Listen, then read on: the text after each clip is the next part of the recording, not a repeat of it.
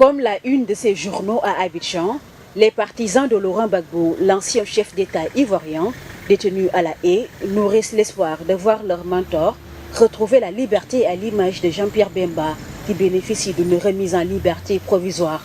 Finalement, la CPI n'est pas une porte sans retour. Pendant longtemps, ils ont pensé que ce n'était pas possible de ressortir de la CPI avec de tels chefs d'accusation, avec un procès aussi long.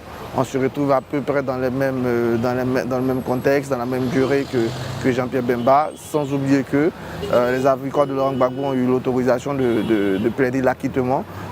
Donc l'un dans l'autre peut donner de l'espoir justement aux partisans de Laurent Gbagbo. Selon nos deux interlocuteurs, cette décision met en cause la crédibilité de la CPI, longtemps taxée des partisans par certains observateurs.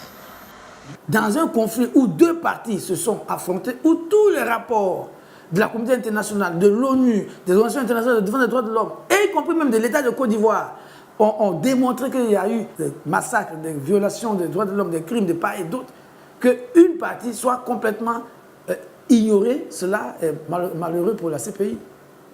Dans les rues d'Abidjan, quelques Ivoiriens ne cachent pas leur envie de voir le destin de l'ancien chef d'État se confondre à celui de Jean-Pierre Bemba. Pour moi, l'espoir est permis et pour moi, c'est aussi un pas vers la réconciliation que nous cherchons dans ce pays.